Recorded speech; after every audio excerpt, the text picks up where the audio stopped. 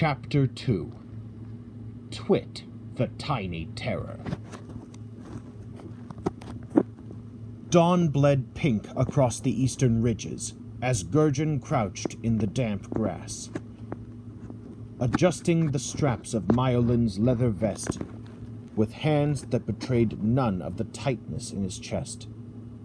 The boy, barely 12 trying, stood stiff as a sapling, chin lifted in stubborn defiance. Behind him, Gurgen's daughter, Laya, clutched Celadon's embroidered sash, her wide eyes flickering between her parents, with the unspoken terror of children who understood too much. "Father, let us come!" Myolin demanded, fingers flexing around the hilt of his training dagger.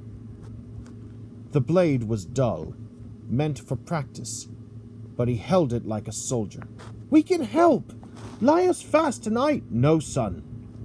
You and your sister stay in the village where it's safe." Gurgen crouched before his children, the weight of his armor making his knees creak, but he held Myolin's shoulders firmly. The boy's dark eyes, so like his mother's, burned with frustration, his lower lip trembling.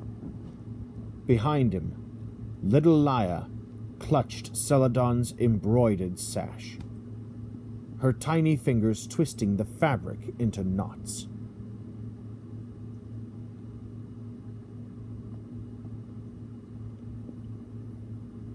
Celadon smoothed a hand over Laya's braids.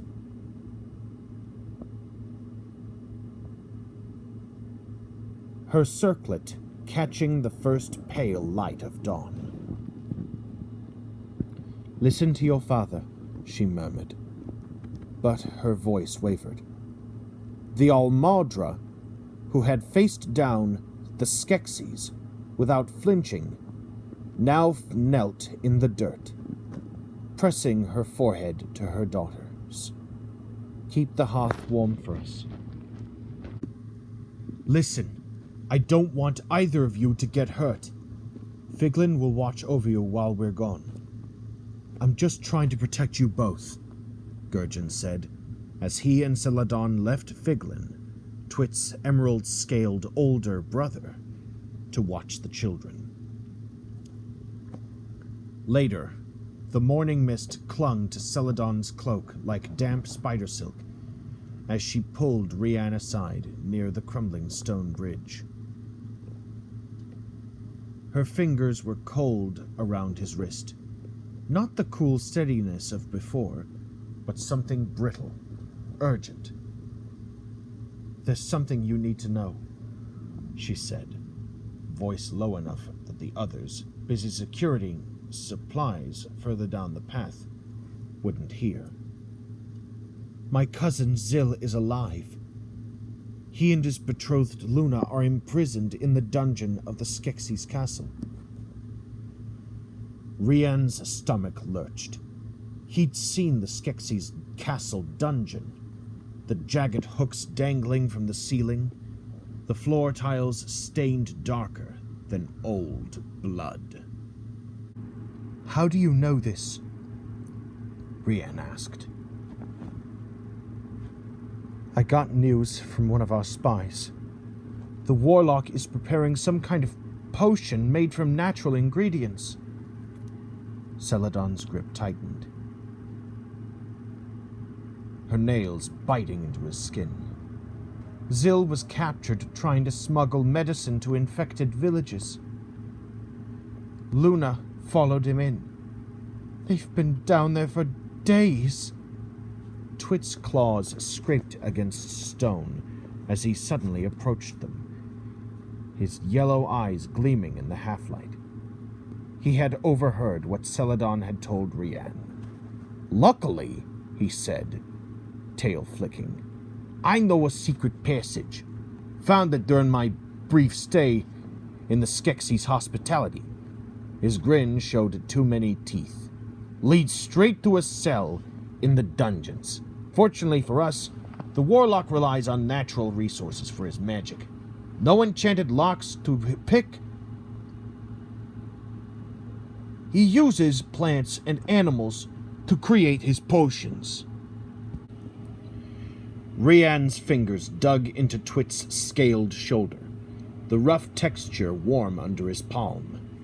"Twit, we need you to go there and try to rescue them," he said, voice low and urgent. The kobold's yellow eyes blinked up at him, pupils narrowing in the torchlight. For a heartbeat, Rian saw his own reflection in them, hollow-cheeked, shadows pooling under his eyes like spilled ink. Then Twit's tongue flicked out, tasting the air, and he nodded once, sharp as a blade. "I will do my best to rescue them," Twit said, claws flexing against the stone floor. The words hung between them, solemn as an oath. Behind him, the Aratham scout, a lithe figure with chitinous plates, glinting like wet obsidian, shifted forward on silent limbs. Its mandibles clicked softly, a sound like twigs snapping underfoot. Without a word, it crouched, allowing Twit to clamber onto its back, the kobold's tail curling around its midsection for balance. The scout's legs tensed, then propelled them both into the darkness beyond the firelight. With a whisper of movement, Rian caught one last glimpse of Twit's clawed fingers raised in salute, before the forest swallowed them whole. Kylan exhaled sharply through his nose, rubbing at the ink stain on his thumb. "That's one problem addressed," he muttered. Then, quieter, "Do you think they'll make it?"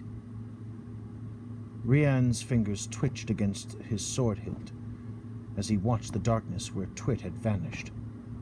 Twit survived the torture that befell him in the castle 5 trine ago, when he escaped and stumbled his way here, he said, voice rough, like stone scraping stone.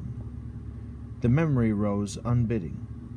The kobold's first appearance at Stone in the Wood. His scales cracked and bleeding, one eye swollen shut, tail dragging behind him like a broken rope, and a branding mark that Skekso the Emperor had put on Twit's chest. He'd collapsed at the village gates, groaning in pain, before he was carried into the healer's hut. Naya's knee bumped against Rian's, pulling him back to the present. He knows those tunnels better than the Skeksis know Greed. Besides, the goblins are now calling him Twit the Tiny Terror, because he has killed those bull goblin egg sacs, she said. But her fingers worried the edge of her sash, twisting the embroidered threads loose.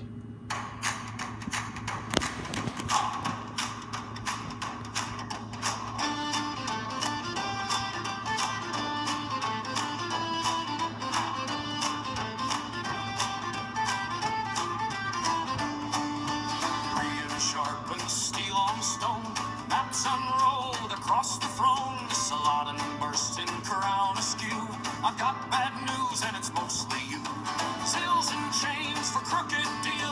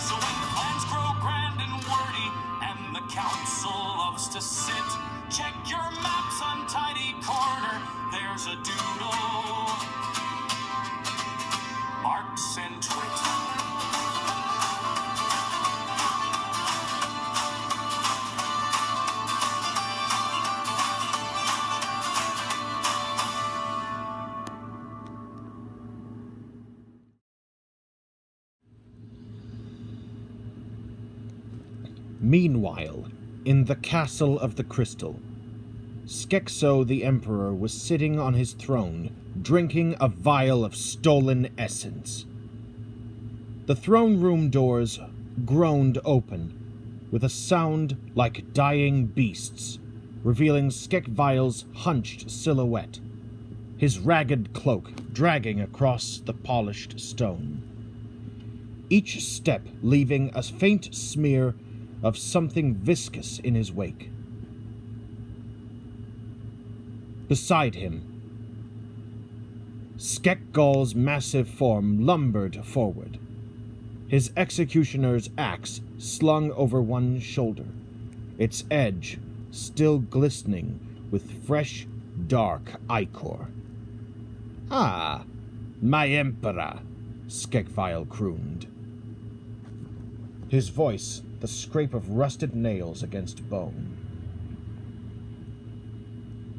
He dipped into a bow so deep his beak nearly touched the floor. One clawed hand flourishing toward the flickering crystal overhead. "The Gartham have flourished in their latest endeavor," his tongue darted out, licking a stray droplet of essence from his chin. "Another village reduced to materials." Skekgal's laughter echoed through the throne room, like stones tumbling down a cliff, deep, grating, and utterly devoid of warmth. Yeah. They crushed those village guards like bugs. Crunchy bugs."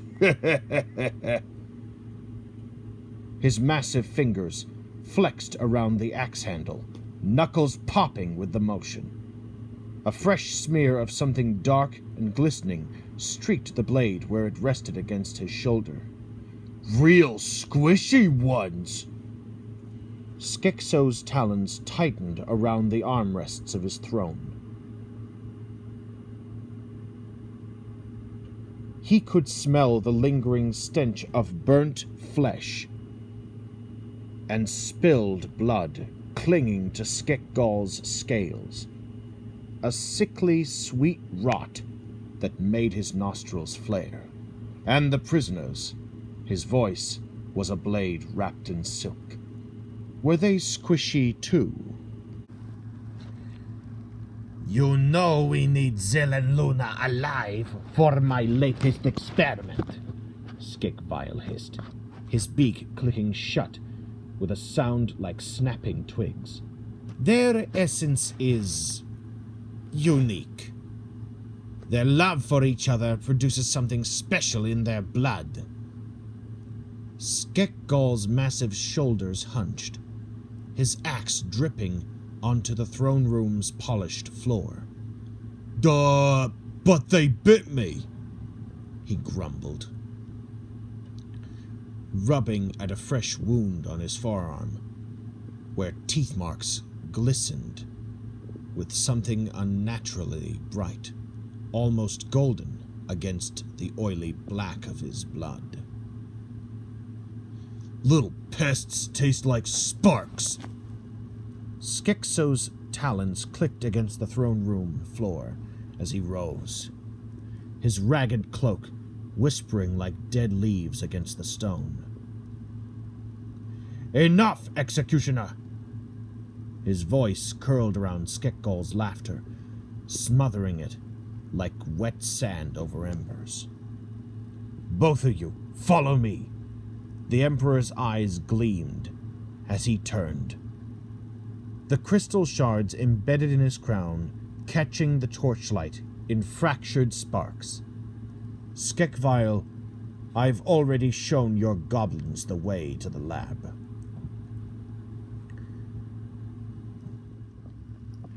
Skekgal's massive shoulders twitched, his axe scraping a fresh gouge into the marble as he shuffled after the Emperor. Skekvile lingered for half a breath, his claw tracing the damp streaks his earlier footsteps had left. then hurried after, his cloak hissing against the damp stones.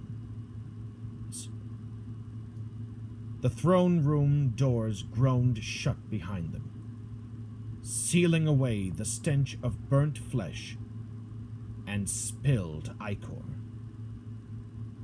As they entered the lab, Skekvile and Skekgol gazed in awe at the rows of bubbling vials and strange contraptions. Skekvile's clawed hands trembled with excitement as he approached a large glass tank in the center of the room.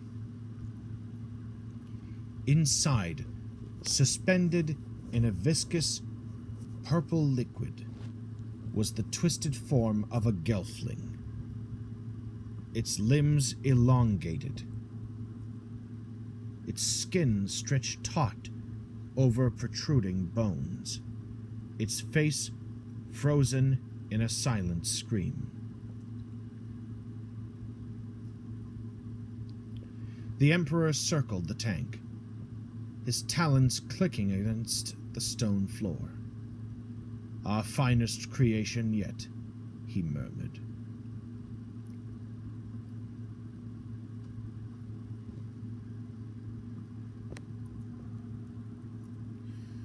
His voice thick with pride. "You really outdid yourself, scientist. It's just like my laboratory. Before that miserable kobold Twit killed most of my goblin egg sacs and destroyed my tower," added Skekvile. Then the warlock smiled and turned towards the lab door. "Bring in the prisoner," Skekvile said, all too joyfully. The lab door creaked open with a sound like rusted hinges screaming, and a dozen pair of yellow eyes blinked in the dim light. The goblins shuffled in, their three-fingered claws clicking against the stone floor, their hunched backs glistening with oily sweat under the flickering torchlight. Their needle teeth chittered in anticipation as they dragged Zill forward, the young Vapra's spiked black hair matted with dried blood, his wrists bound in coarse rope that bit into his skin. "Easy with him, you wretches!" Skekvile hissed, slapping away a goblin's probing claw as it reached for Zill's face. The creature yelped, scurrying back into the shadows with its brethren. Zill stumbled as they shoved him into a rusted cage, the iron bars clanging shut with finality. His breath came in ragged gasps as his eyes darted across the room, past bubbling vials of violet liquid, past the twisted thing floating in the central tank, until they landed on Luna. Luna was inside another cage, unconscious and ashen. The warlock poured the small sample of essence he had harvested from Luna into a cauldron which was in the fireplace. Then he began to add roots and tubers into the boiling water within the cauldron, stirring slowly and methodically. He muttered words under his breath, words that weren't language, but something older, something that made the air hum uncomfortably. The potion inside the cauldron bubbled violently, frothing into a thick, deep, violet sludge. As Skekvile added the eye of an eel and a rotten fig into the brew, Skekso leaned in, his beak nearly dipping into the brew. The scent of it, something between rotten flowers and burnt sugar, made his nostrils flare. "Tell me again, Warlock," he murmured. "Why them? What makes their essence so much sweeter than the others?" "Well, Emperor, they're lovers. They were betrothed on the day they were born in Harar. Redcap told me so while we were feasting last week, when I sent him and the other goblins to capture those two gelflings. Remember?"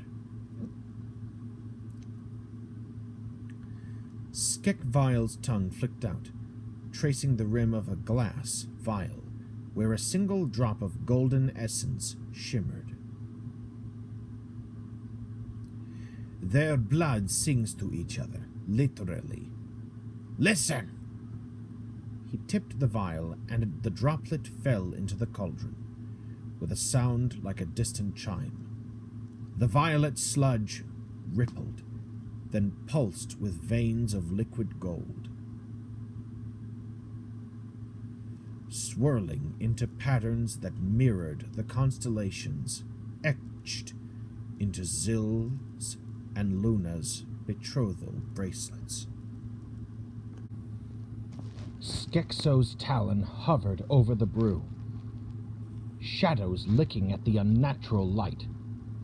"Fascinating," he breathed. The gold streaks thickened, forming delicate ropes in the liquid. Ropes that looked suspiciously like the ones currently digging into Zill's wrists.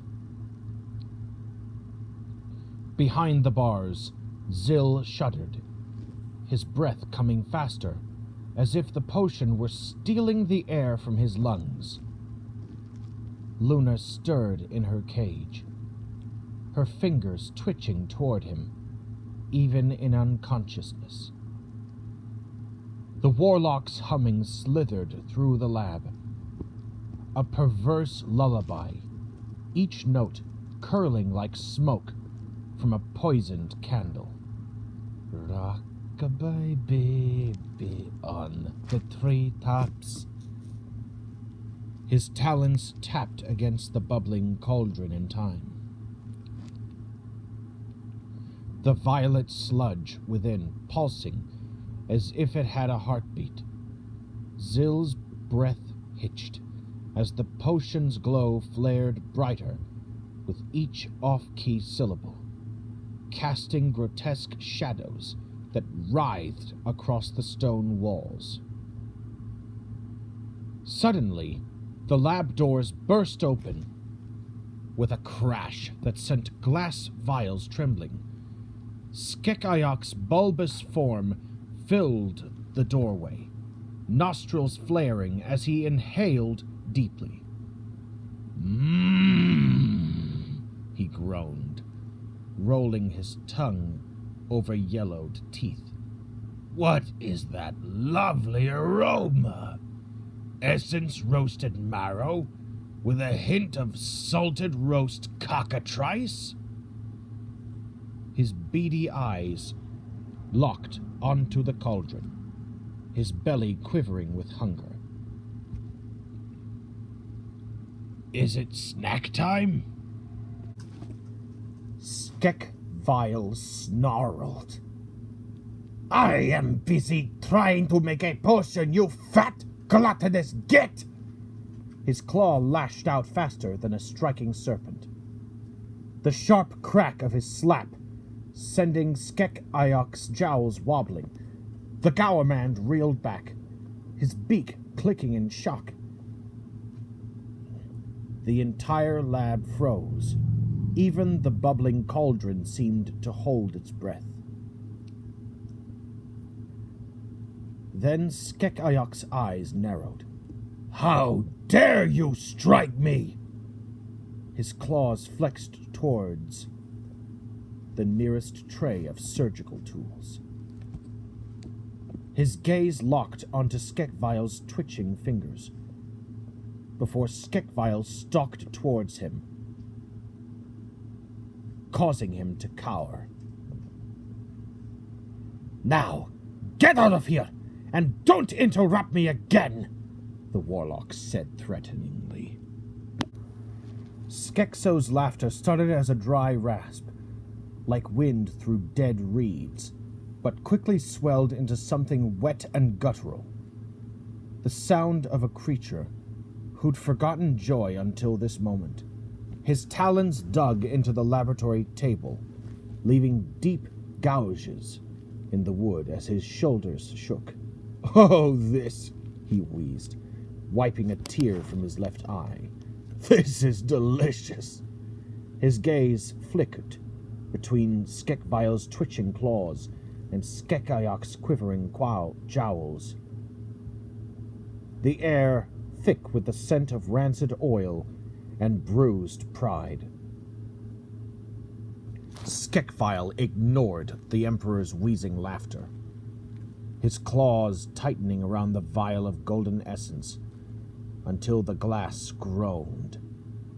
Across the table, Skekgal's massive fingers twitched toward the bubbling cauldron, the executioner's nostrils flaring as he inhaled the cloying sweetness rising in thick violet coils. "Don't even think!" Skekvile snarled, before walking over and grabbing the younger Skeksis by the scruff of his neck with a sound like wet leather tearing. He hauled Skekgal backward, the executioner's claws scraping furrows in the stone as his beak gaped in protest. The vial slipped from his grasp, shattering against the floor in an explosion of violet drops that hissed where they landed, eating through stone like acid. "Are you kidding me, you empty-minded slug?" Skekvile's breath reeked of bile as he shook Skekgal hard enough to make his teeth chatter. "This isn't soup!"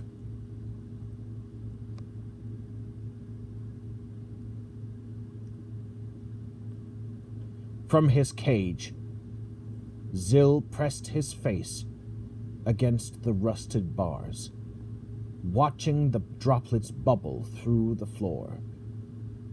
The scent hit him first, burnt sugar and something metallic, like licking a battery. His stomach rolled. Then he grimaced in fear. Skekvile's claws flexed with a sound like rusted hinges screaming. "Now, get out!" he hissed, the words dripping with venom sharper than Skekgal's axe. Skekgal blinked his dull eyes, tongue lolling over jagged teeth. "Duh, but I'm still hungry," he whined, massive shoulders hunching like a scolded hound. His claw twitched toward the cauldron, the violet sludge inside bubbling invitingly. "Just one little taste." Skekvile slapped him. "Out!" The warlock's shriek sent glass vials trembling on their shelves, his ragged cloak billowing like storm clouds as he pointed one shaking talon toward the door. Skekgal staggered back and let out a frightened yelp. Skekgal nearly collided with the Gourmand before they bolted out of the lab in a panic, their ragged cloaks flapping behind them like wounded wings.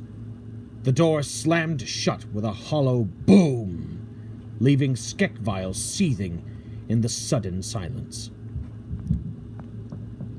His claws scraped against the stone tabletop, leaving deep gouges as he muttered.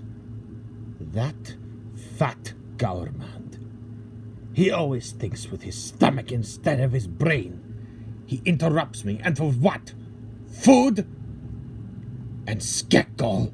His beak clicked shut with disgust. He is so stupid. He could drown in a puddle. Behind him, the cauldron bubbled ominously. Its violet sludge pulsing as if in agreement. Skekso chuckled low in his throat, the sound like dry bones rattling in a sack. And yet, he mused, circling the bubbling broom, we still need them. His talon hovered over the cauldron, shadows licking at the golden veins swirling within. Skekgol's strength to subdue our volunteers. Skekayak's nose to sniff out the ripest essence. He turned towards Skektek, who tilted his head, his mechanical eye reflecting the unnatural light. We all have our uses, right, scientist? Skektek's talons clicked against the laboratory table as he adjusted his mechanical eye. That lumbering idiot may be stupid, he muttered.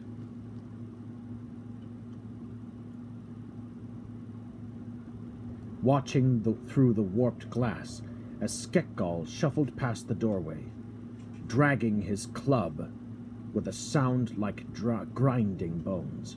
But he is brutal.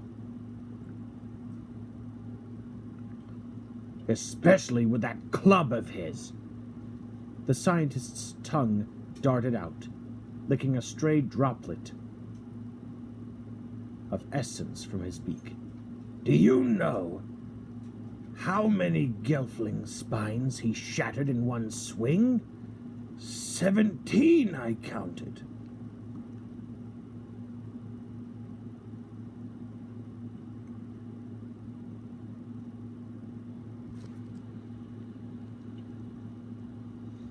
Skektek tapped a claw against his beak, the sound echoing like a death watch beetle in the stillness. Remarkable efficiency, really. Even Skeksil's whip requires multiple strikes to... Don't interrupt!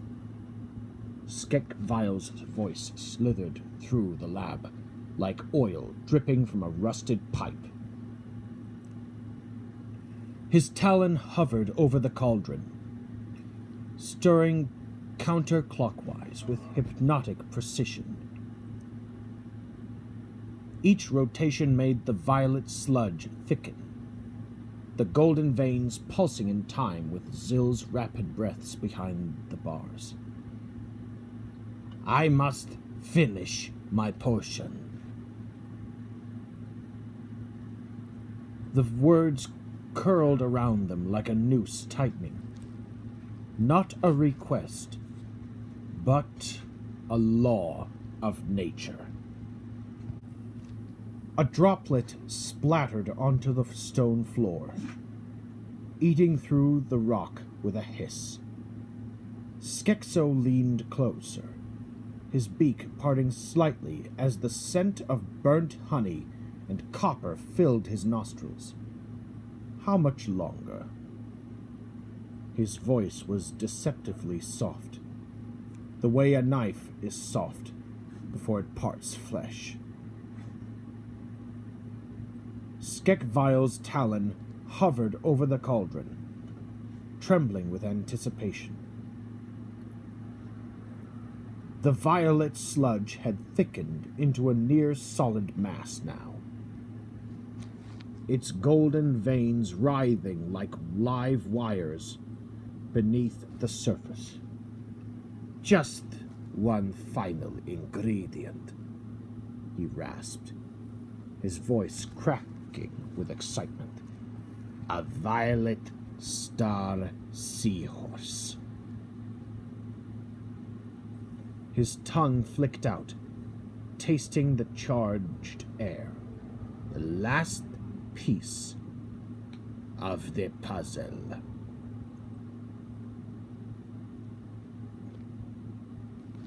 Behind the rusted cage bars, Zill stiffened.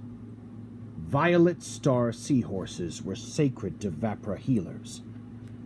Their bioluminescent blood used in rituals to strengthen bonds between lovers. His betrothal bracelet, still clamped around his wrist beneath the ropes, bore tiny silver engravings of them swimming in pairs. Then the warlock placed a dead specimen of the creature in a mortar and pestle and began grinding it into a paste. Skekvile's pestles scraped against the mortar with a sound like bones being chewed. The delicate seahorse's body crumbling into violet dust that glowed faintly even in death. The scent hit Zill first, briny sweetness, with an undercurrent of something metallic, like licking a battery. His stomach rolled. Then came the sound, the wet crunch of cartilage giving way, over and over, until all that remained was a paste the color of fresh bruises. Skekvile's tongue flicked out, lapping at a stray fleck clinging to his beak. Ah, he sighed, his ragged cloak shivering with pleasure. Perfectly aged. This one starved slowly in my collection jar, its essence concentrated in desperation. Skekvile's talons trembled as he scraped the violet paste from the mortar. The seahorse's remnants glowing faintly like dying embers. The moment it touched the cauldron's surface, the potion erupted, a geyser of liquid that arched toward the ceiling, before collapsing back into itself, with a sound like 100 distant screams cut short. The sludge thickened, swirling into perfect concentric circles. Its golden veins pulsing in sync with Zill's ragged breaths. At last, Skekvile crooned, dipping a glass vial into the brew.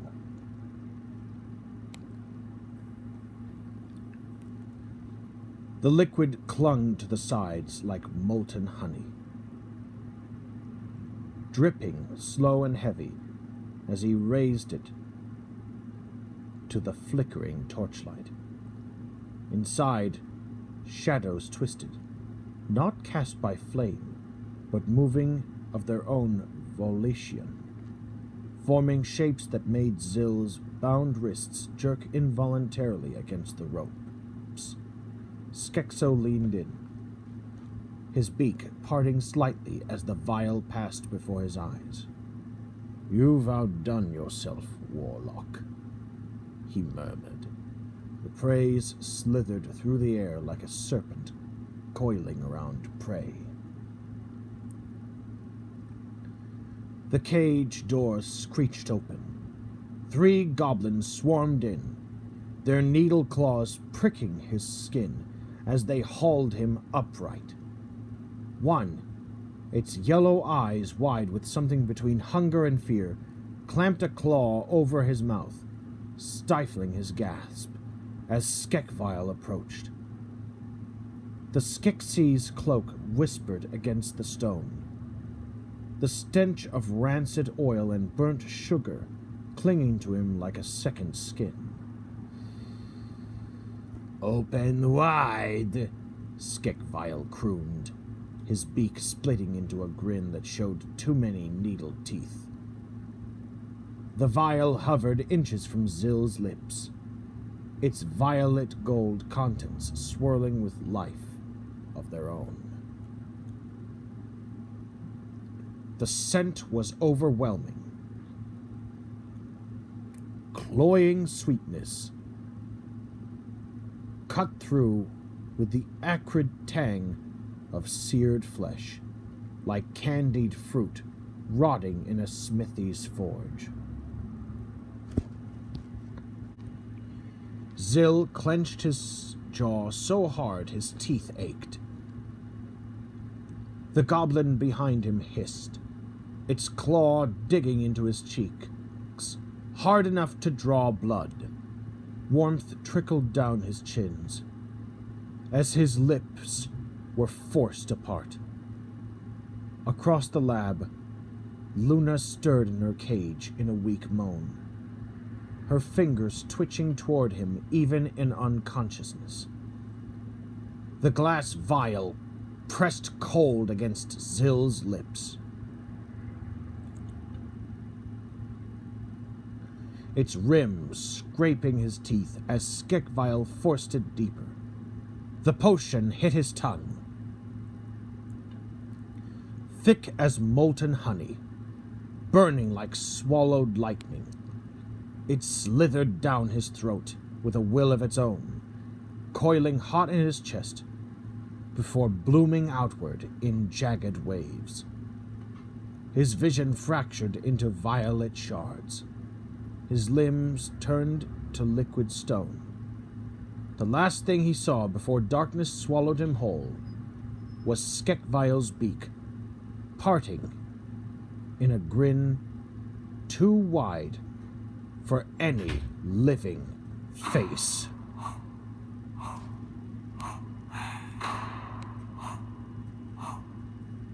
I'll deal in the copper pan, rotten fig in the smoking jar, dead violet star seahorse, pickled in a cracked glass star, little drip of moon-touched girl, Luna's breath in a silver spoon, Zill chains by the crooked shelf as I stir a scandal into the room.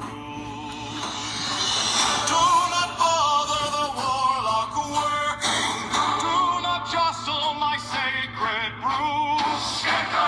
Stop licking the cauldron, Skekgol. That skull is not for you. This is Zill's fine final future, spiced with starfish, cage, and glue. Interrupt me one more moment, I'll turn you both to fragrant fumes. Skekayuk waddles in greasy grin, crumb stuck fast to his flabby chin.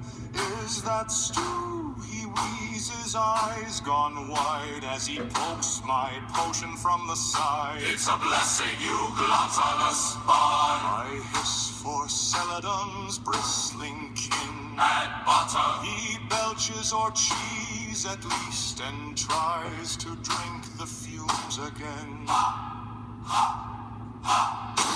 Do not bother the warlock working. Do not season my sacred brew.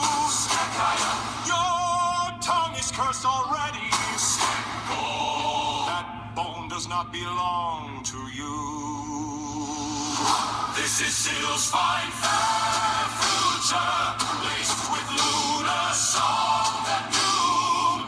Interrupt me one more moment, I'll pickle you in your own perfume. Here comes Skekgol, helm on wrong, sword stuck fast inside the floor. Need heads, he grunts, or toes, or rocks, then trips straight through my bubbling drawer. That's a candle, not a hostage. That's the cat, not sacrifice. He salutes the mop, arrests the broom, and tries to execute the ice. Do not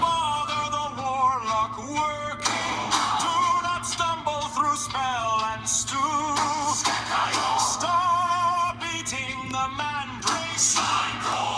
Stop asking what to do. This is Ill's fine, fertile future.